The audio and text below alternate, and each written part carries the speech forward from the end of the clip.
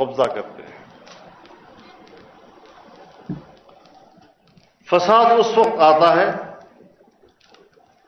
جب ایک ادارہ اپنے آپ کو بالادست تصور کرے اور تمام اداروں کو اپنا ماتحت تصور کرے۔ انسان کی خواہشات کی کوئی حد نہیں ہے، لیکن خواہشات کو ایک خاص دائرے میں محدود کرنے کے لیے نظم بنتا ہے، قانون بنتا ہے، آئین بنتا ہے۔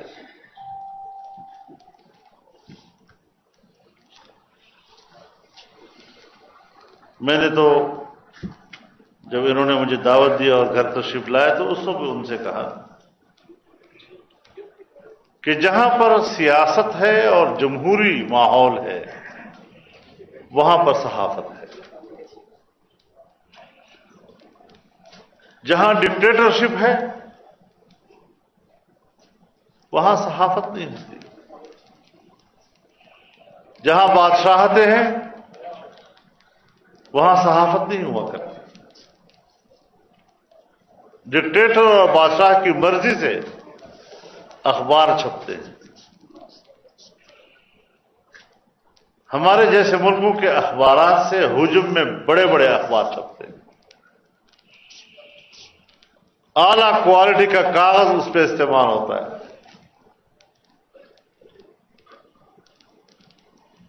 ہمارے کاغذ کی کوالٹی بھی انتہائی ناقص ہوتی ہے اور اس کا حجم بھی بہت کم ہوتا ہے، لیکن پبلک اس کو پڑھتی ہے، اس میں لوگوں کو خبر ملتی ہے۔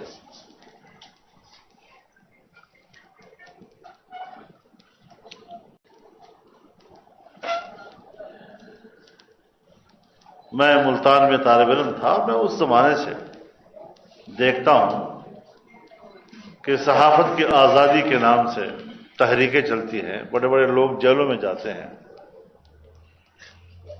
اور یہ بات میں صرف صحافت کے حوالے سے نہیں کہہ رہا، میں سیاستدانوں کے ماحول میں بھی یہ بات کرتا رہتا ہوں کہ ایک سوال کا مجھے جواب چاہیے۔ ہم نے ہر دور میں ڈکٹیٹر کے خلاف تحریکیں چلائیں،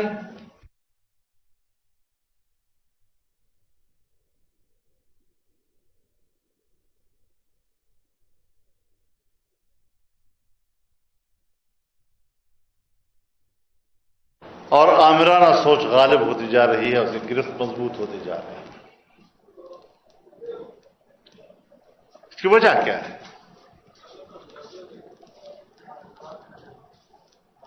مجھے آپ معاف فرمائیں،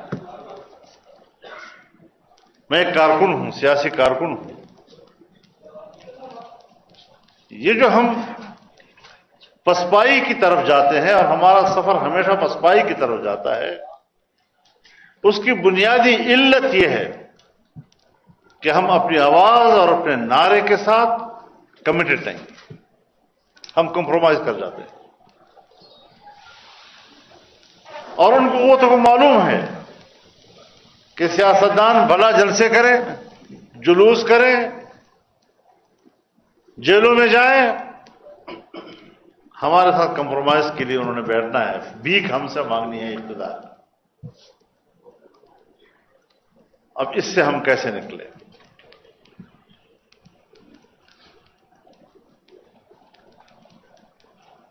یہ ہے وہ سب سے اہم سوال جو پاکستان کی 74 سالہ تاریخ میں اس وقت بھی ہمارے سامنے پڑا ہے۔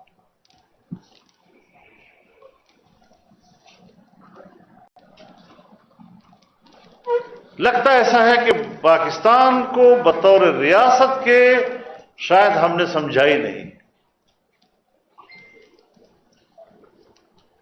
جیسے ہم کو بہت بڑی خوش فہمی میں مبتلا ہے۔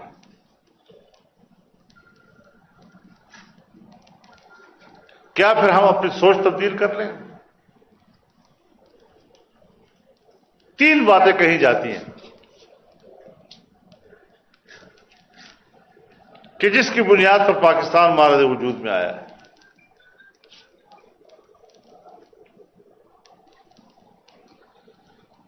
اور پاکستان میں مختلف نظریات کے حامل لوگ وہ اپنی اپنی ترجیحات کی بنیاد پر پاکستان کے قیام کی وجہ بیان کرتے ہیں۔ مذہبی لوگ کہتے ہیں یہ اسلام کے لیے بنا تھا۔ پاکستان کا مطلب کیا؟ لا الہ الا اللہ۔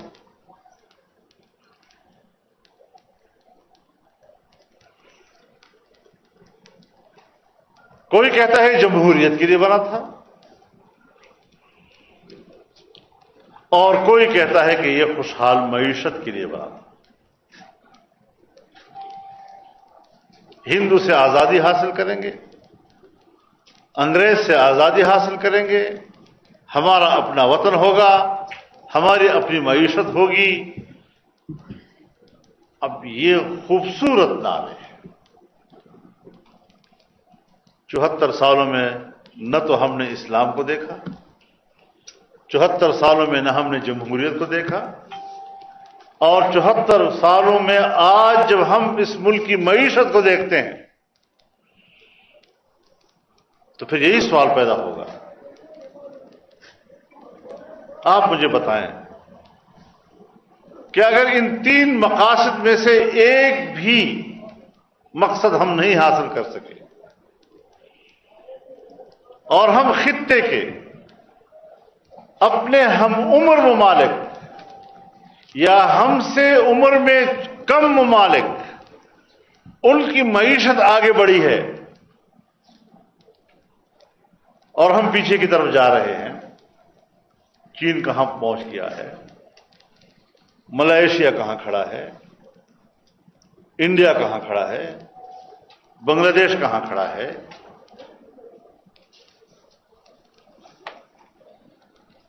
اور ان معیشتوں کے اندر ہم کہاں کھڑے ہیں، یہ ساری چیزیں سوالیہ نشان ہیں ہمارے لیے، بنیاد القوم۔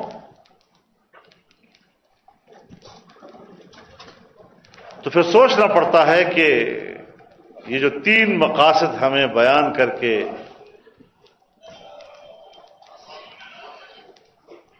کیا واقعی یہ اس مقصد کے لیے بنا تھا؟ اس ملک میں تو ہمیں مارشل لائن نظر آتی ہے،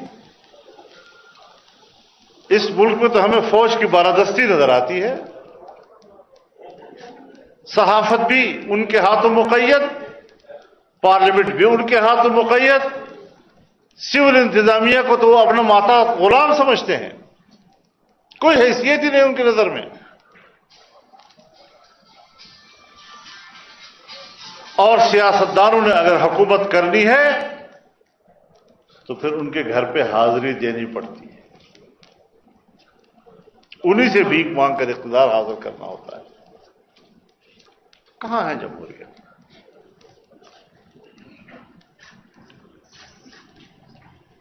سن 1973 میں پاکستان کا آئین بنا،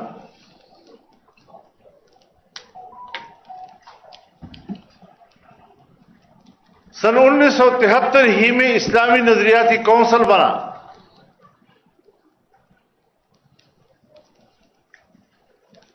کہ وہ اسلامی قانون سازی کے لیے سفارشات مہیا کرے گی، جس میں ہر مکتب فکر کے علماء کرام بھی ہوں گے، آئینی اور قانونی ماہرین بھی ہوں گے۔ آج تک ایک قانون سازی نہیں ہوئی، ایک قانون سازی بھی نہیں ہوئی۔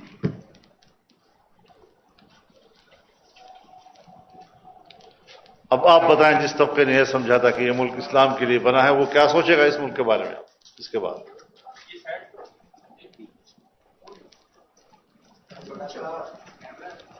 اگر جمہوریت کے لیے یہ ملک بنا ہے تو تاریخ پڑھ لیں، مارشل لاؤں کی عمر کتنی ہے اور پارلیمنٹوں کی عمر کتنی ہے، اور پھر وہ پارلیمنٹ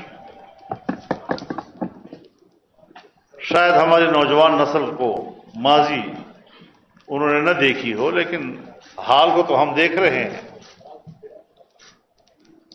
تو میرے بھائیوں، جو پارلیمنٹ اس وقت ہے اس کے قریب قریب پچھلی پارلیمنٹیں تھی۔ اور اگر کسی نے کچھ تھوڑی سی خودداری دکھائی،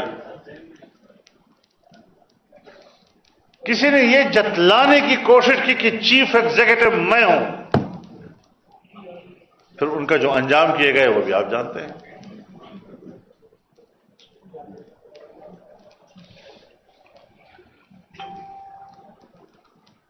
اس دن مجھے ایک بیان بڑا عجیب لگا، اقوام متحدہ نے دیا تھا یا پتہ نہیں امریکنز نے دیا تھا، کہ اگر طالبان نے افغانستان پر جبراً حکومت قائم کی تو ہم تسلیم نہیں کریں گے۔ آج آپ یہ بیان دے رہے ہیں، ایوب خان کے ماشاء اللہ کو آپ نے سپورٹ کیا، وہ جبر کی حکومت نہیں تھی۔ ضیاء الحق کی حکومت کو آپ نے سپورٹ کیا تھا، وہ نہیں تھی۔ 9/11 کے بعد سے ہی، لیکن مشرف کی حکومت کو آپ نے سپورٹ کیا، کیا وہ جبر کی حکومت نہیں تھی؟ یہ جبر صرف وہاں افغانستان میں آپ کو نظر آ رہا ہے۔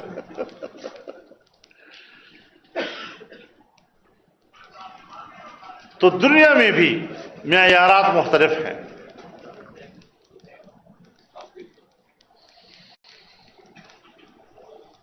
خارجہ پالیسی ہماری کدھر ہے؟ ہمارے پڑوس میں اتنی بڑی تبدیلی آ گئی ہے، سلامتی کونسل کے اجلاس ہو رہے ہیں، پاکستان خطے کا ایک بنیادی سٹیک ہولڈر، اور آپ کے مندوب کو اس اجلاس میں شریک ہونے کی اجازت نہیں ہے۔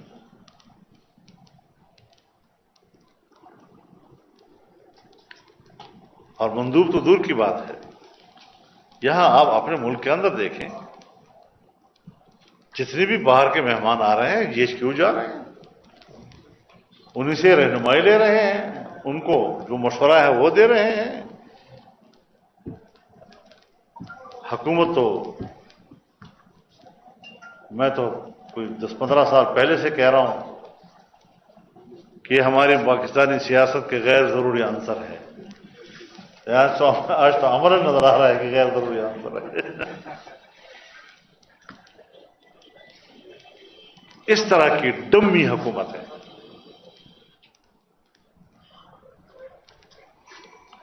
جب پاکستان میں ہوں گی تو جمہوریت نہیں ہوگی، اور جب جمہوریت نہیں ہوگی تو صحافت نہیں ہوگی۔ ہم ایک ہی کشتی کے سوار ہیں۔ تو اس لحاظ سے آج چائنا کو کیوں شکایت ہے پاکستان سے؟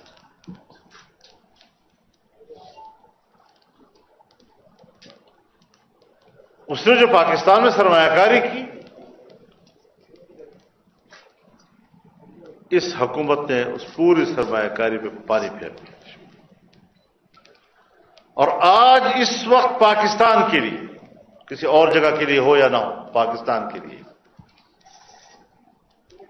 امریکہ کی دوستی کا معیار سی پیک کو تباہ کرتا ہے، پیچھے دھکیل رہا ہے۔ ایک طرف ہم میگا پروجیکٹس کو پیچھے دھکیل رہے ہیں، ایک طرف فلسفہ دے رہے ہیں جیسے کوئی دنیا میں کوئی سب دنیا جاہل ہے کہ پاکستان میگا پروجیکٹس کا متحمل نہیں ہے۔ ہم نے مائکرو لیول اور میڈیم لیول کی تجارت کر دی ہے۔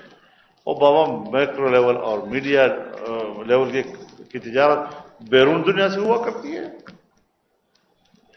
اسے تو پبلک ٹو پبلک خود لوگ مینج کرتے ہیں، اسے تو اسٹیٹ ٹو پبلک آپس میں مینج کیا جاتا ہے۔ اگر دنیا کے ساتھ ہم نے کاروبار کرنا ہے تو وہ تو امریکہ بھی باہر کے تعاون کے ساتھ کرتا ہے، ملٹی نیشنل کمپنیاں ہوتی ہیں، وہ جا رہی ہوتی ہیں، اپنے انویسٹمنٹ کر رہی ہوتی ہیں۔ ہم کہاں کھڑے ہیں؟ کہاں لا کے کھڑا کر دیا گیا ہم کو؟ اور پھر ایک ایسی حکومت کو ہمیں کہا جا رہا ہے کہ آپ مانیں بھی، ان کو مدت بھی پوری کرنے دیں۔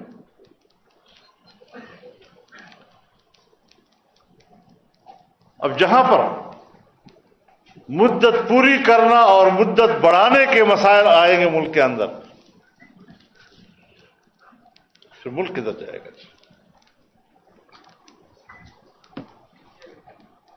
ہم ملک کے وفادار ہیں، لیکن اتنا تو بتا دیا جائے کہ وفاداری کا معیار کیا ہے۔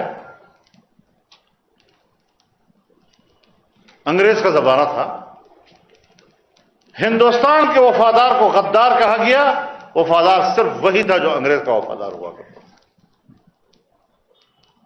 کیا آج بھی ہم وفاداری کے لیے وہی معیار رکھتے ہیں کہ ایک ادارے کے وفادار بن جاؤ بس پھر ٹھیک ہے؟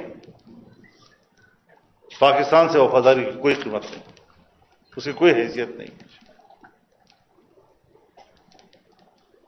اب صورتحال کیا کہاں تک پہنچ گئی ہے؟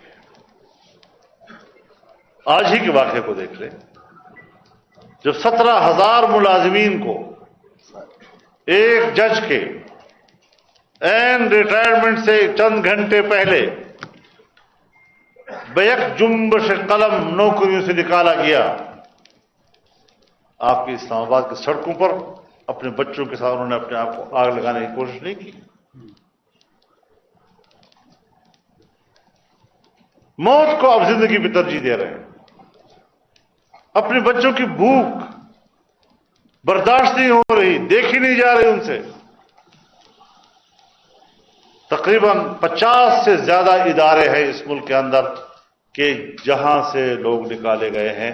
اگر 17,000 لوگ بے روزگار ہو جاتے ہیں، ہر ایک کے پیچھے اگر 5 یا 6 افراد کا گھرانہ ہو، آپ اندازہ لگائیں کہ کتنے لوگوں کو ہم نے بے روزگار کر دیا۔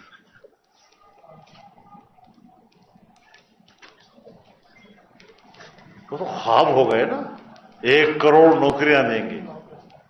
1 کروڑ نوکریاں! پہلی بات تو یہ ہے کہ ہم نے یہ بات کہی کیوں؟ دوسری بات یہ کہ ہم نے اس بات پہ اتبار کیوں کیا؟ سن 1947 سے لے کر آج 74 سال پورے ہو گئے، میرے پاکستان کی کل ملازمتیں بڑی سے لے کر چھوٹی تک 1 کروڑ سے نیچے ہیں، اوپر نہیں گئی۔ 74 سالوں کی، اور ہم 1 سال اور 2 سال کے اندر اندر 1 کروڑ نوکریاں دے سکتے ہیں۔ اب آج حساب لگائیں نکالے کتنے گئے ہیں۔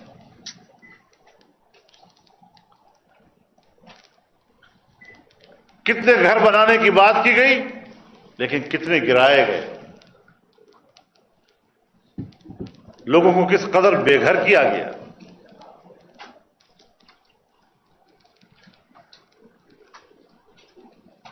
کوئی خارجہ پالیسی نہیں، کوئی داخلہ پالیسی نہیں۔ تو ہم نے اگر اس ماحول سے نکلنا ہے تو پھر ایک کمٹمنٹ کے ساتھ نکلنا ہے۔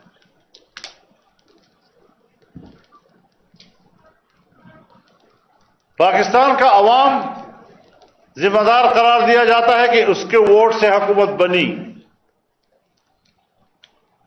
لیکن اس کا ووٹ تو چوری ہو جاتا ہے۔ جس کی حکومت لانی ہوتی ہے ووٹ، وہ کہتے ہیں نا جی کہ ووٹ بکسے میں ڈالنے کا نام نہیں، ووٹ بکسے سے نکال کر گننے کا نام ہے۔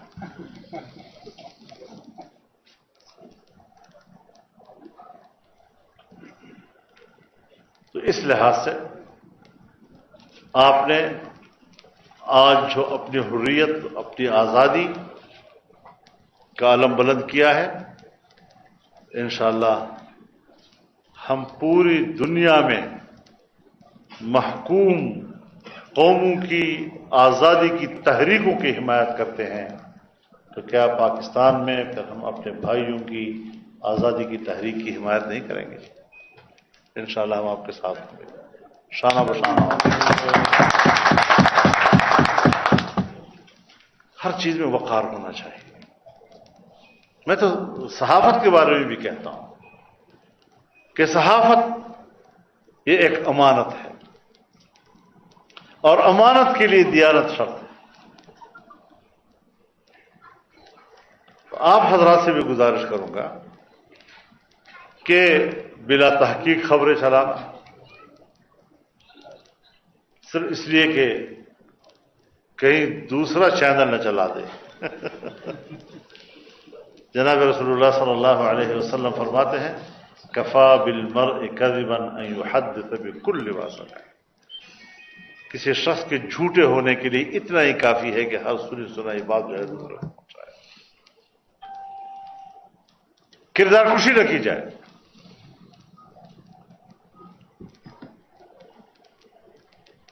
بلکہ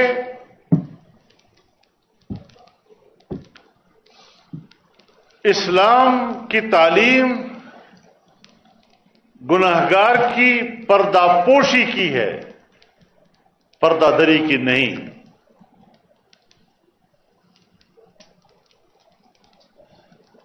لیکن یہاں تو پردہ پوشی جو ہے اگر ہے تو پھر تو صحافت ختم ہو جاتی ہے۔ لیکن پھر بھی ہمیں اپنے شریعت کے اصولوں کو سامنے رکھ کے آگے بڑھنا چاہیے۔ بہت اعلیٰ اخلاق کا دین ہے ہمارا۔ ہم اسلام کی غلط تشریح کرتے ہیں۔ ہم جب اسلام کی برکات بتاتے ہیں، جب اسلام آئے گا تو پھر قصاص لیا جائے گا، جب اسلام آئے گا چور کا ہاتھ کاٹا جائے گا، جب اسلام آئے گا زانی کو سنسار کیا جائے گا، اس کو اسلامی نظام ہم کہتے ہیں۔ میں آپ سے پوچھتا ہوں، آپ پڑھے لکھے لوگ ہیں، اسکول کا، مدرسے کا ایک نصاب تعلیم ہوتا ہے، اس کو باقاعدہ آویزاں کیا جاتا ہے، پورے ملک کے ساتھ آپ اس نصاب کی تعارف کراتے ہیں، بچے اس کے لیے آپ کے اسکول میں آتے ہیں۔ اب اگر کوئی بچہ پڑھتا نہیں ہے، سبق یاد نہیں کرتا، گھر کا کام کر کے نہیں آتا، اور استاد اس کو سزا دیتا ہے، کیا ہم نے کبھی اس سزا کو نصاب تعلیم کا حصہ کہا ہے؟ سزاؤں کو تو ہم نے اسکولوں میں نصاب تعلیم کا حصہ کبھی نہیں کہا۔ تو پھر اسلام کی اگر کچھ سزائیں ہیں اس کو نظامی اسلام کا حصہ قرار دینا ہے، وہ تو نظام کی درستگی کے لیے ہے اگر ضرورت پڑے، اور پھر اسلام کی دلچسپی سزا سے بچانے کی ہے، سزا دینے کی نہیں ہوتی۔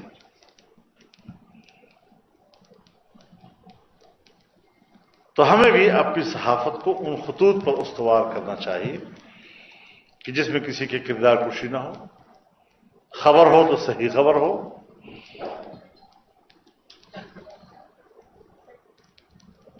ایک دوسرے سے آگے بڑھنے کی خواہش میں غلط خبر لگا دینا، گھٹنے کے بعد اس پر معذرت کر لینا کہ وہی تو غلط خبر تھی، تو تب جا کر ہم ایک باوقار قسم کی صحافت، اور سیاست کا بھی یہی حال ہے ہمارے ملک، قوم کے سامنے سچی بات نہ کہو، ایسی بات کہو کہ آپ لوگوں کو امید دلا سکیں اور اس امید پر حکومت قائم کر سکیں، چاہے آپ اس پوزیشن میں ہوں یا نہ ہو۔ بس حکومت چاہیے، جھوٹ سچ سب کچھ اس کے لیے جائز ہو جاتا ہے۔ تو پھر یہی ہوگا جو اب ہو رہا ہے آپ کے ساتھ، بڑی بڑی باتیں کی اور ہر بات کی نفی، ہر بات کی نفی، صلاحیت و استعداد ہی نہیں ہے حکومت کرنے کی، اور ہمیں ایسی حکمران چاہیے جو ڈمی ہوں تاکہ پھر اصل میں ہماری چلے۔ تو اس لحاظ سے یقیناً ہمارے ملک میں اصلاحات کی ضرورت ہے، سیاست میں بھی، صحافت میں بھی، بیوروکریسی میں بھی، اسٹیبلشمنٹ میں بھی، اور جب ہم اپنے آئینی دائرۂ کار میں رہتے ہوئے فرائض سر انجام دیں گے تو ملک پرسکون طور پر آگے بڑھے گا۔ ہمیں دوسروں کے سبق لینا چاہیے، جس ملک میں ظلم ہوتے ہیں وہاں پر پھر کیا انجام ان قوموں کے ہوئے ہیں، کہاں پہنچی ہیں پھر وہ قومیں۔ اللہ تعالیٰ پاکستان کو تابندہ رکھے، ترقی کی راہ پر اللہ پاکستان کو گامزن فرمائے، اور ایک پرسکون نظام اللہ تعالیٰ پاکستان کے ہر شخص کو مہیا فرمائے۔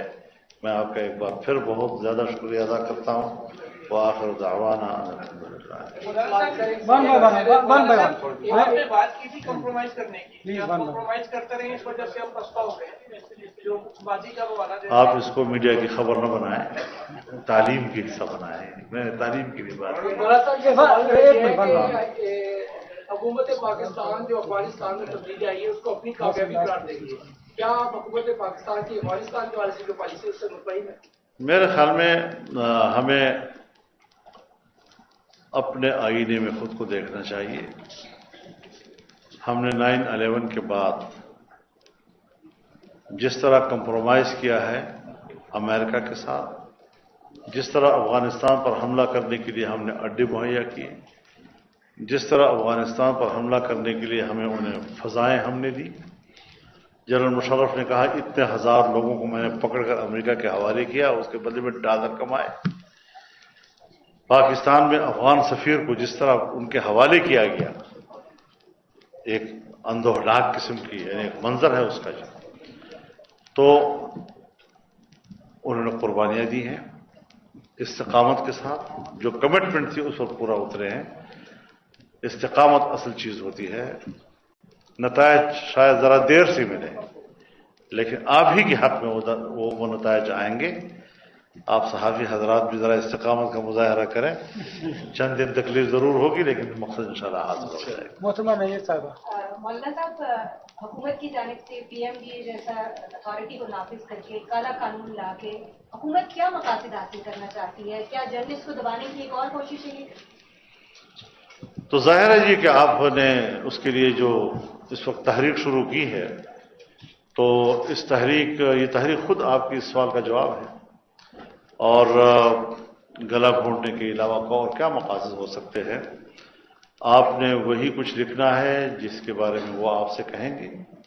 اگر آپ نے ان کی خواہشات کے خلاف لکھا تو پھر وہ کہیں گے یہ ریاست کو نقصان پہنچانے والی بات ہے، اور ہم تو اسٹیٹ کے محافظ ہیں. اب اسٹیٹ بھی اس وقت غیر محفوظ اسٹیٹ ہے اور قوم بھی غیر محفوظ قوم ہے. ہر لحاظ سے اس وقت ہم کمزوری کی طرف جا رہے ہیں. جی مولانا صاحب، میرا سوال یہ ہے کہ آپ نے خود ہی دوسرے موضوعات پر چلے گئے. میں تو صرف میڈیا اتھارٹی کے حوالے سے ہی بات کرنا چاہتا تھا جس کو آپ نے میڈیا ڈنڈا اتھارٹی کہا ہے. لیکن ساتھ ہی آپ نے ایک اور بھی بات کر دی ہے، اور میں تو آپ کا متفق ہوں کہ جو بھی بات آپ کرتے ہیں بڑی ذمہ داری کے ساتھ کرتے ہیں. آپ نے کہا ہے کہ یہ سزائیں جو ہیں اسلامی نظام کا حصہ نہیں ہے. آپ نے یہ تصریح کی ہے.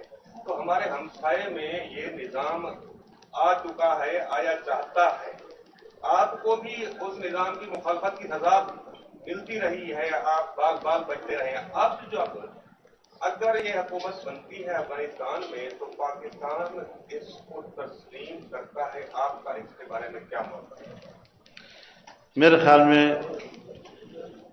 افغانستان میں جو بھی حکومت بنے، طالبان اس وقت ایک وسیع البنیاد حکومت بنانے میں مصروف ہیں، یہی ان کی ترجیح ہے.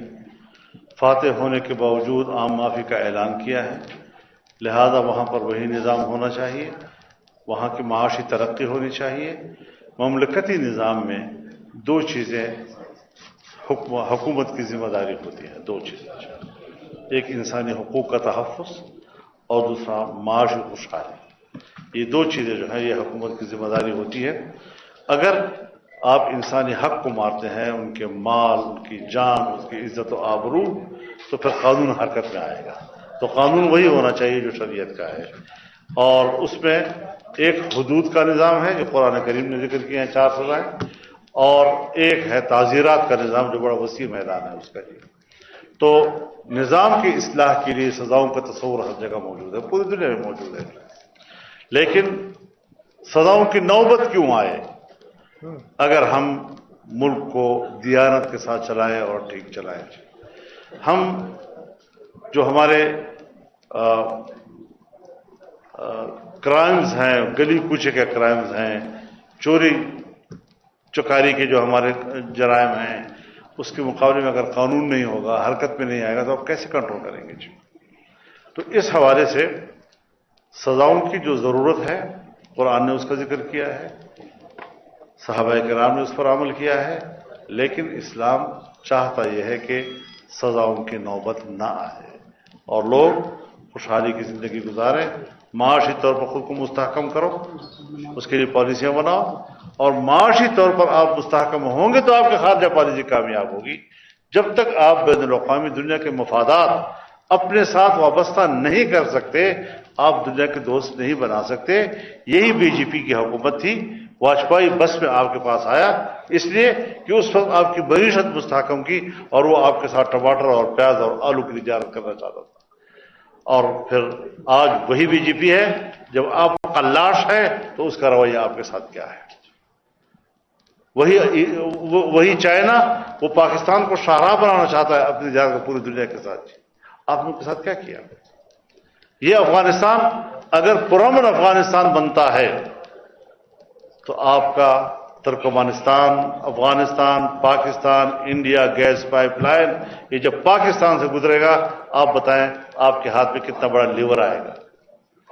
اگر ایران کا گیس پائپ لائن انڈیا کی طرف جاتا ہے اور پاکستان کے علاقے سے جاتا ہے، آپ کے ہاتھ میں کتنا مضبوط لیور آئے گا؟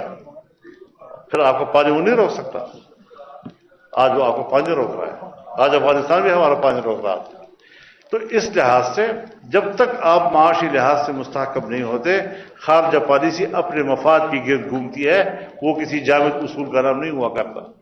ہم اپنے مفادات کو ٹھیک کریں، اپنے ملک کو مضبوط کریں، دنیا خود آئے گی آپ سے دوستی کرنے کے لیے۔ بہت شکریہ مولانا صاحب، آپ بہت شکریہ۔